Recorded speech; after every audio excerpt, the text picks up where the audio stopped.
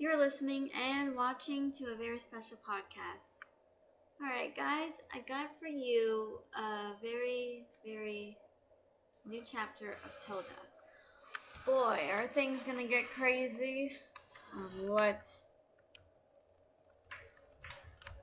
So, anyways, let's get started.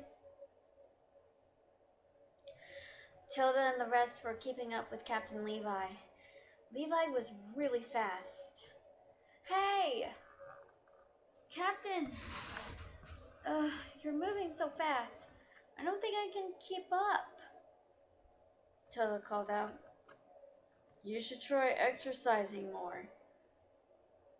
Try more training.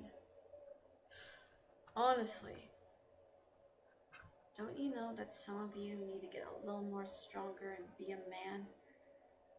Well, excuse me, I guess I'm pretty much a woman, Tilda said. Stop complaining, we're almost there. They finally arrived at the Colosseum, where Luna and the three so-called hostages were only two bodies, and one was being held hostage. The hostage man's mother was begging to spare her son, but no one paid any heed, and the guy was killed mercilessly. Mother was in tears, but Tilda witnessed the rage of Barrere. Barrere had so much lost it. However, during that time, Tilda was kidnapped. Gray could see and hear someone laughing in a falsetto voice. Tilda tried to break free, but to no avail. Gray went over to Captain Levi and told him what was going on. Levi heard of this and decided to find Tilda. But he only found a note that said, I have your friend. It looks like we're going to have so much fun. Please come, won't you? Also, Levi made a decision. We're going after Tilda. Hold on. Just go in there recklessly? No. We're going to find her. And once we do, I'm going to get her back alive. You can't be serious with this, Gray said. You know, you're a real heartless monster. I don't know why you care. Suddenly, Levi turned around swiftly, grabbed Gray by the throat, and then hit him down and put his boot right at Gray's face and said, Listen to me. Your friend, your leader, I am not going to let her die. I've seen so many people die, and I killed monsters which were once people. At least that was a possibility. But listen, the only way we're going to do this is that we're going to have to work together. So are you with me or not? Levi said. Gray was shocked at this. Okay, I'm sorry. I do want to save her, but we can't go in there without a plan. I already have one, Levi said. Gray looked at him with confusion, as well as everyone else. They found the warehouse where Tilda was being held. Sure enough, Tilda was being tortured by shock therapy, and she was suffering so many bruises. Levi crashed in inside and attacked the people that were responsible. They tried their best to hold Levi down, but humanity's strongest warrior managed to fight back. Once defeating them, he freed Tilda from the clutches of the pads of electricity shocking through her. Tilda was barely breathing, but she was alive.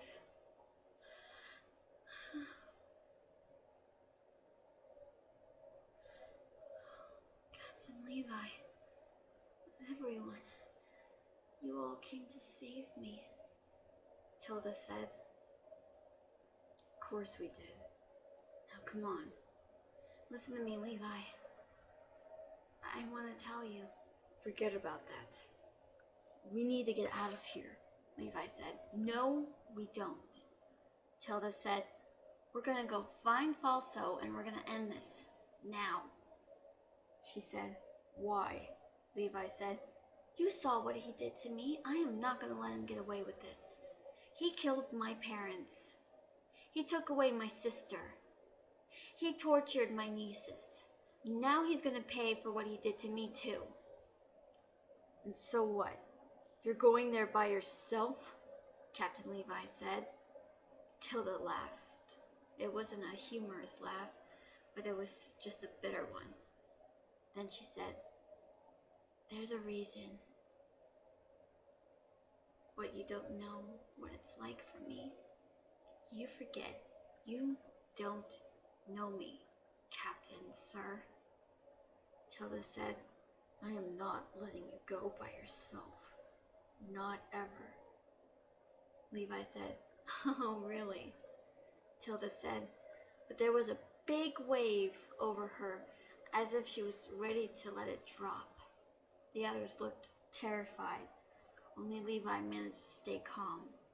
He glared over at Tilda, and Tilda glared back as she said, Levi, what are you going to do to stop me? She said. Captain Levi gazed at her. Then he walked over and put his hands on her shoulders. The water evaporated. Tilda gasped. Then Captain Levi said, not a damn thing. Because I'm going to help you kill him. With you. When Tilda heard this, she was shocked. Then she managed to whisper out, you do that for me? She said. Although there wasn't much emotion, Levi's face was softened just a little bit, and he nodded. Tilda tried her best to hold back the tears.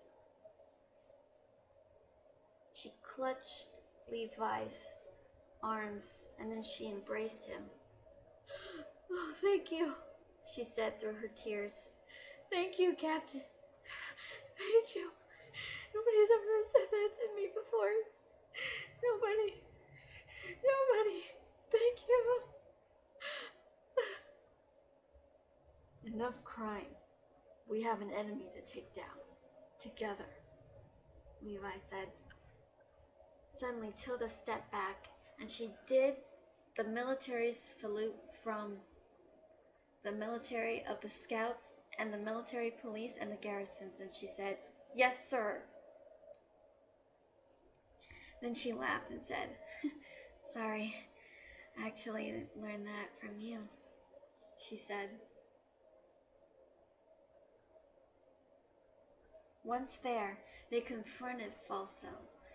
Falso had a lot of traps to set, and he was ready to take down Tilda and the rest. I hope you enjoy my shocking experience. Now I'm going to take your life, he said. You're not taking my life. You took away my parents' life. Now it's my turn. She had the knife ready. She fought back with the others by her side. Falso tried his best, but he was no match against Lamia Scale, Grey Fullbuster, Juvia, Scepter 4, and of course, Captain Levi, humanity's strongest warrior. Falso fell. Captain Levi had his blade at him, but then Tilda held him back and said, no, Levi, I'm going to do it. I'm going to put an end to this. Tilda said, are you sure? Levi asked. You bet I am. This is going to be for The horde you put my sister through, this is going to be for what you did to my nieces, part of it. And also, this is going to be for my family and for me. Oh, my dear, you know I don't do this alone. I was sent orders by the one and only Delos Falcone who told me. But listen, enough chitter. You see, your little nieces are just scrap. And also your sister is nothing but a heifer. Your parents died of a selfish cause, and for you, you don't have the guts. Falso said. Tilda was startled to hear that. That was the same exact words before he killed her parents. She could remember the night, the terror, everything. Tilda was enraged. She let out an ear-piercing scream, and then she took the knife and stabbed Falso so many times. She screamed as she just plunged the knife deeper, deeper, and deeper, and deeper.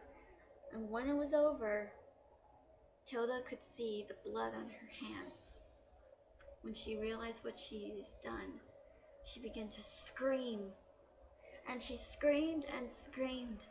But then she stopped and began crying out, saying, Did I really do that? Please. Oh. Captain Levi comforted her. It's over, he said. It's all over, he said. Tilda nodded. Yeah, it is, Tilda said. Then she went on the floor and cried. She cried until she fell asleep. Alright, that's the end of this podcast. It's not over yet. I still gotta continue someone else's story, and that's it. Part of Tilda's story, her part is over. Almost. I just only gotta do one more person, and that person, part of her story is Lola. Alright, you're gonna see the climax of this, and then the ending of Tilda's point of view. I had like a lot of people I had to record on, so I hope you guys don't mind that, and so I'll see you next time. And also, like, don't forget, I might have a good behind the scenes and maybe more ideas for the sequel, if I do have a sequel. So anyways, I'll see ya. I'm Catherine Donovan. See you next time.